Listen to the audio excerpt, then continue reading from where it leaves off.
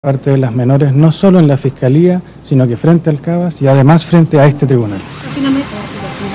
Al año y medio un niño debería decir alrededor de 50 palabras, pero ¿qué ocurre cuando pasa el tiempo y el menor logra algún tipo de comunicación con quienes lo rodean y no lo consigue de la manera más adecuada? Para conocer más sobre este tema nos acompaña hasta ahora acá en el estudio Catherine Dinamarca, quien es profesora de la Escuela de Fonoaudiología de la Universidad Andrés Bello. Catherine, muchas gracias por estar aquí esta tarde. Hola, gracias a ustedes. Y por acompañarnos para conversar en este tema que es súper importante y que genera mucha preocupación también en los papás, porque me imagino que deben enfrentar ese momento en que ven que su hijo va creciendo, pero no saben efectivamente cuándo ya debieran a lo mejor preocuparse un poco más, pensar que ese niño a lo mejor tiene problemas de lenguaje. ¿Cómo y cuándo ya debieran percatarse de ese problema? A ver, como ustedes dicen, al año y medio un niño con un desarrollo normal del lenguaje debe decir alrededor de 50 palabras que su entorno más cercano le entienda. Ya, o sea, no balbucear, sino que se le pueda entender claramente. Sí, palabras como pan, leche, mamá, papá, pota en vez de pelota, tal vez, pipí, etcétera. ¿Te fijas? Cuando eso al año y medio. Al año y medio, claro, porque a los 2 años, cuando el niño se acerca a los 2 años, comienza a juntar 2 palabras para hacer oraciones. Posteriormente, a los 2 años y medio, este niño incluye acciones, verbos en esa acción, ¿ya? Ejemplo concreto, a los 2 años el niño dice mamá eche y la mamá entiende que es mamá quiero leche. Ya, y después a los 2 años y medio efectivamente el niño dice mamá quiero leche, por ejemplo. ¿Y esos procesos se mantienen por lo general en esas edades o puede que se vaya corriendo un poco el rango? No, es más o menos 2 años y medio es el plazo para esperar que el niño haga oraciones. Ya, si pasan los 2 años y medio y el niño no dice oraciones, hay que consultar. Lo mismo cuando ya cumple 3 años, el habla de un niño se asemeja mucho a la de un adulto, ¿ya? Pero hay niños que no se les entiende nada. También ahí es necesario consultar, porque a medida que el niño va creciendo, va superando los 3 años, su habla va mejorando y se va acercando cada vez a lo que es un habla de un adulto. O sea, 3 años ya debiera ser una edad límite en el fondo para darse cuenta si es que hay ahí algún problema o no. Exactamente. Pero hay indicadores de cuando son más pequeñitos que a los papás les tienen que dar señas de consultar tempranamente, porque mientras más temprano consulten, mejor se obtienen mejores resultados en la intervención. ¿Ya? ¿Y cuáles son esas señales que a lo mejor pueden advertir cuando están más pequeños? El ser humano nace con la capacidad innata de comunicarse, ¿ya? Dado esta comunicación innata, ¿cierto? Cuando un bebé nace, llora, ¿cierto? Y gracias a ese llanto es atendido en sus necesidades básicas, inmediatas, que es la alimentación básicamente, el arrullo, etcétera. A los 6 meses un bebé comienza a jugar con el adulto con el balbuceo.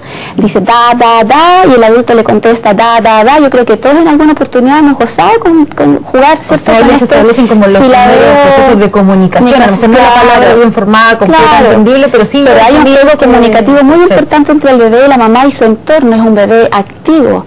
Es un bebé que ya a los 8 meses comienza la mamá a diferenciar, esto es mamá, no es mamá, es mamá, me dijo papá, llegando a los 12 meses. Se empieza a lograr ese objetivo comunicacional. Exacto, exactamente. Hay también una sonrisa social, hay un contacto, el niño sigue el objeto, sigue a la mamá, etcétera. Cuando estas cosas no ocurren, o cuando a los 8 meses el niño no balbucea, no emite sonidos, y peor aún, no reacciona a los sonidos, hay que consultar inmediatamente.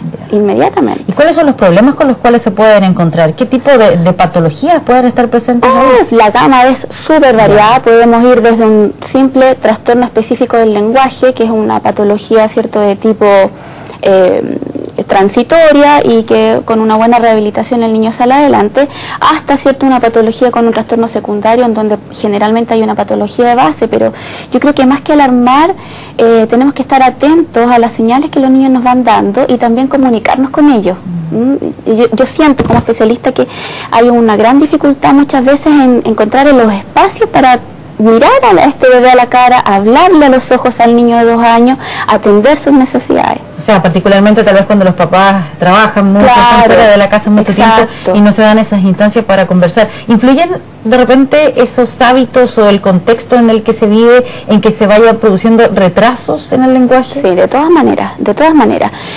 Hay que tener en cuenta que el lenguaje el niño lo desarrolla en la medida de que tenga de qué hablar y con quién hablar. Ya, eso es súper importante que los papitos y las mamitas lo tengan claro. O sea, si está cuidado por una persona durante todo el día que tal vez no le estimula tampoco el comunicarse, puede que eso vaya generando un retraso. Puede que sea un niño más proclive a generar un retraso del lenguaje más adelante. ¿Y cuáles son las consecuencias posteriores de eso, de que efectivamente no se desarrolle el lenguaje a la edad más adecuada? Bueno, la importancia de desarrollar un lenguaje, un adecuado desarrollo del lenguaje radica principalmente pues, en la escolaridad, ¿ya? Recordemos que últimamente, ¿cierto?, en Chile los contenidos de los planes y programas de la prebásica se han adelantado, entonces ahora la meta es que el niño ingrese primero básico leyendo y escribiendo. Entonces eso implica que el niño a los 6 años tiene que tener su repertorio lingüístico completo. Si no, ya entra, ¿cierto?, con dificultades al primero básico. Yo creo que muchas mamás se han visto en la necesidad de consultar a fonoaudiólogo porque el niño no dice la R, por ejemplo, ya que son los problemas más simples que podemos encontrar tras un retraso del lenguaje. Pero más allá del habla está el tema comunicativo y la comprensión. Se dice que Chile, ¿cierto?, es un mal lector, que tenemos mala comprensión de lectura, pero todo radica en las edades tempranas. Si a un niño no se le estimula el lenguaje, la parte comprensiva, el nivel comprensivo, es un niño que no se le somete a esta comprensión de lectura, no hay cuentos que leer, no lo escuchan, no hay preguntas que el niño deba resolver, no estamos estimulando esa parte comprensiva. Y considerando que vivimos en una época en que los papás están más fuera de la casa, que a lo mejor no están todo el día pudiendo participar de este proceso comunicativo, ¿contribuye el que este niño vaya a un jardín, que vaya a algún establecimiento donde comparta con otros niños, con otras personas? Sí, yo en lo personal recomiendo la escolaridad temprana. Siento que los niños que se escolarizan temprano tienen muchas más oportunidades de desarrollar su potencial, porque no hay que olvidar que todo niño nace con potencial. Tenga o no tenga, ¿cierto?, una patología de base, todo niño tiene un potencial y como padres no debemos olvidarnos de eso. ¿Y cuánto influye la televisión en el desarrollo de ese lenguaje? Porque hoy en día uno de repente se encuentra con niños muy pequeños que también empiezan a adquirir palabras que han visto en los dibujos animados, un tono de hablar tal vez también parecido a los dibujos animados, lo cual, por lo menos así a simple vista, muestra que hay una influencia bien importante de la televisión. Sí, muy fuerte. Yo en lo personal no tengo esa cultura restrictiva, es decir, no, que el niño no vea tele, no, si todos los niños ven tele, el tema es cuidar qué ve y cuánto ve. ¿Ya? Y tratar a lo mejor de interactuar en esa televisión con el niño. Sí, yo entiendo a las mamás que trabajan porque yo también trabajo. Y de alguna manera, claro, la tablet, el celular, nos ayudan, entre comillas, ¿cierto?, cuando se tiene sobre todo más de uno. Pero tratar de llegar a instancias de interacción con ese niño que a lo mejor está viendo determinado programa en donde la mamá se interesa, el papá se interesa por el capítulo, se interesa por lo que el niño está entendiendo de lo que está mirando, de alguna manera igual estamos ayudando. Con esto no estoy diciendo, ¿cierto?, que el niño debe pasar en la televisión las 24 horas del día, pero simplemente no es una cultura restrictiva. Ya, pero ¿como qué tipo de cosas a lo mejor no debiera estar expuesto en la televisión? No debiera estar expuesto, ¿qué tipo de cosas escoger? Por supuesto, no debiera estar expuesto a ningún tipo de programa que no sea adecuado a su edad. Tampoco a dibujos animados que no sean adecuados a su edad. Yo creo que ahí cada madre debe aplicar el criterio también de decir, bueno, esto yo quiero que vea mi hijo y esto es lo que no quiero que vea. ¿Y qué pasa cuando un padre o una madre percibe que a lo mejor hay un pequeño trastorno en el lenguaje, que hay algo que no está saliendo como, funcionando como corresponde? ¿Cuál debería ser la reacción ahí de ellos? La recomendación es consultar.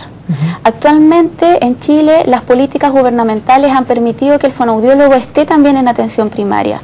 O sea, hay programas, ¿cierto?, que donde es posible encontrar al fonoaudiólogo en los programas Chile Crece Contigo, por ejemplo, en los consultorios.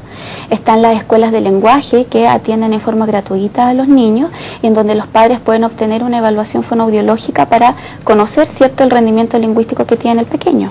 ¿Y hay ciertas recomendaciones que le podamos dar también a los papás que a lo mejor nos están viendo ahora respecto a cómo fomentar ese mismo proceso comunicativo? ¿Hay algo que ellos puedan también hacer en la casa para estimular ese desarrollo del lenguaje? Primero que nada es tomar atención a este niño.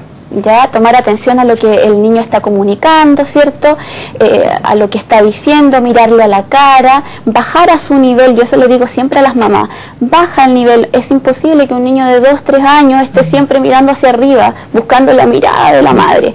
Ahí nosotros tenemos que bajar al nivel de ellos porque el contacto ocular va a ser, ¿cierto?, la primera estrategia que el niño va a tener para poder imitar los movimientos del habla, ¿cierto?, y este lenguaje no verbal que nos ayuda en la comunicación oral.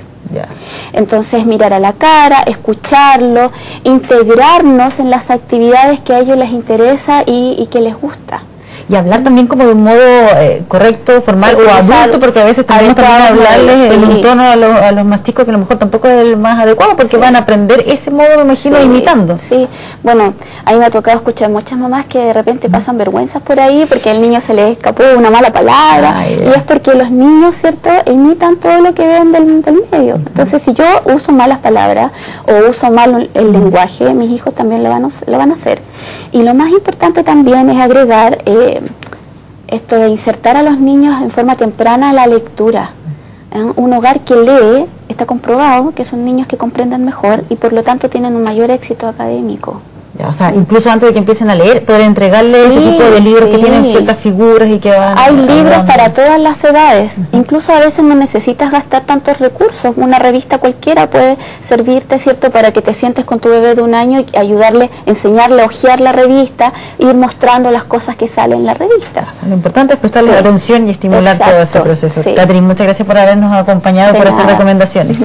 Gracias. 3 de la tarde ya con 55 minutos, vamos a hacer una pausa y regresamos acá con más noticias.